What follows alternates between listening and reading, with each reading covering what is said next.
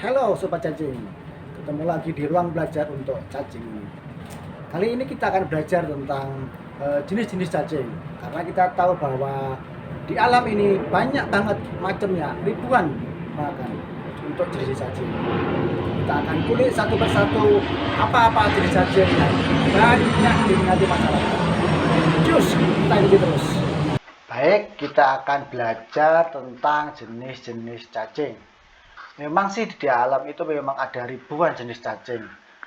Tapi yang kita pelajari ini hanya 6 aja dari ribuan tadi.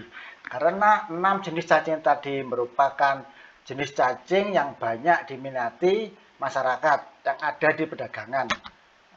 Kita bukan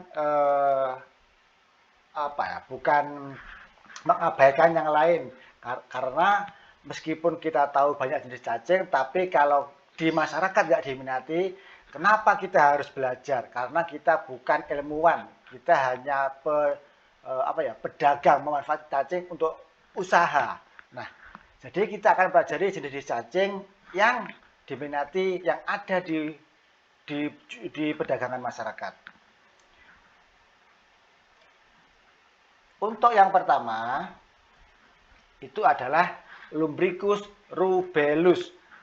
Di masyarakat sering dinamakan dengan istilah LR atau ekor kuning aja. Karena ekor kuning merupakan ciri khas dari jenis cacing ini. Cacing ini panjangnya cuma 8 cm pada saat dewasa, kecil. Tapi cacing ini mempunyai lost yield atau berat yang hilang itu rendah saat kita proses untuk produk turunan. Cacing jenis inilah yang sering dimanfaatkan untuk penggunaan sebagai bahan baku pembuatan tepung cacing ya dalam konteks ini. Karena jenis cacing ini saya katakan tadi mempunyai loss yield yang rendah dibanding jenis cacing yang lain. Jadi meskipun cacingnya kecil-kecil, tapi ini banyak dagingnya dibanding jenis lain yang meskipun besar badannya tapi banyak mengandung lemak dan air, sehingga saat proses pengeringan lemak dan air tersebut akan hilang yang berpengaruh pada nilai loss yield tadi. Untuk jenis yang kedua yaitu Eisena fetida. Cacing jenis ini di masyarakat dikenal sebagai nama cacing tiger atau cacing harimau. Hal ini terjadi karena cacing jenis ini mempunyai kontur atau tekstur tubuh yang mirip harimau, mirip tiger, mirip macan, yaitu badannya belang-belang. Cacing ini mempunyai fisik yang hampir sama seperti yang LR tadi, yaitu panjangnya cuma rata-rata 8 cm saat dewasa. Ekornya juga kecenderungannya beberapa lebih berwarna kuning, cuman perbedaan utama antara cacing jenis Eisena fetida sama jenis yang LR itu di jenis yang ini badannya belang-belang, sementara jenis yang LR itu badannya polos. Cacing jenis ini lebih sering dimanfaatkan untuk pembuatan pupuk vermicompost. Hal ini terjadi karena cacing Eisena fetida mempunyai tingkat kerakusan yang sangat tinggi dibanding jenis cacing yang lain.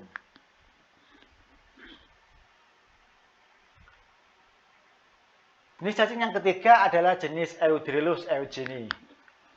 Inilah jenis cacing yang sering dimanfaatkan untuk pakan-pakan ternak, hewan-hewan ternak. Jenis cacing ini merupakan primadona bagi peternak karena mempunyai kecenderungan kemampuan peningkatan berat badan tubuh yang fantastik. Sangat cepat dibanding jenis yang lain. Tentu saja dengan berat badan yang cepat gemuk tadi, cepat ini, maka keuntungan dari peternak akan semakin tinggi. Cacing ini mempunyai berat badan saat dewasa antara 0,6 sampai 1 gram per ekornya. Juga mempunyai panjang itu antara 15 sampai 20 cm saat dewasa. Cacing Aeschynia foetida mempunyai ciri khusus, yaitu di bagian kepala berwarna biru keunguan.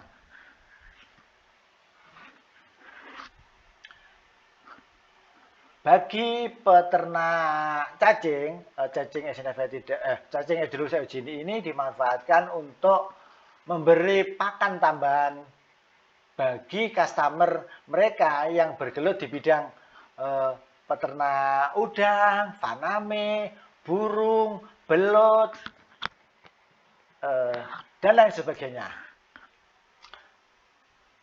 Jenis yang keempat adalah Perionis excavatus. Cacing ini sulit untuk diternakkan. Cacing ini merupakan cacing liar dan hanya dimanfaatkan, saat ini penggunaannya hanya dimanfaatkan untuk umpan mancing aja. Karena ini merupakan cacing liar, maka saat-saat yang sulit dicari adalah saat-saat musim hujan. Cacing ini seperti hilang di peredaran.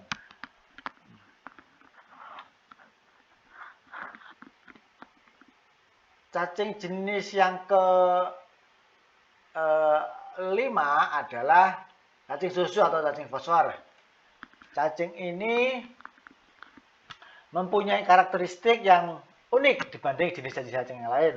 Badannya berwarna berbeda, lebih cenderung warna ke kuning atau keputihan, puting dan keputihan. Saat dipencet di bagian ekor keluar lendir seperti susu. Makanya cacing ini disebut cacing susu. Mempunyai panjang yang lumayan juga, sekitar 20 cm saat dewasa. Mempunyai tekstur badan yang liat seperti karet. Dan mempunyai kecenderungan lebih suka hidup di area yang panas.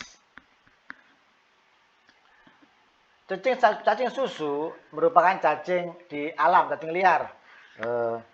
Karena sulit diternakkan. Mengapa demikian? Karena cacing ini mempunyai kecenderungan hidup di dalam tanah sedalam 50 cm. Itu merupakan kesukaannya, merupakan habitatnya.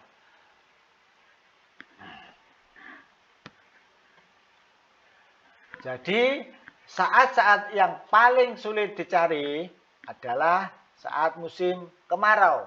Mereka akan masuk ke dalam, lebih dalam lagi. Sehingga efeknya cacing ini di musim kemarau mempunyai nilai yang sangat tinggi. Lebih mahal dibanding jenis yang lain. Itulah yang menarik dari cacing jenis fosfor. Yang terakhir adalah cacing Lumbricus terrestris, atau disebut juga cacing plungker. Cacing ini biasa ditemukan di kebun-kebun yang mempunyai warna hitam, kulitnya keras, saat dipegang badannya melingkar. Itulah jenis cacing yang biasa diperdagangkan masyarakat. Oke, thank you atas perhatiannya. Cus, tetap ikuti channel Sobat Cacing.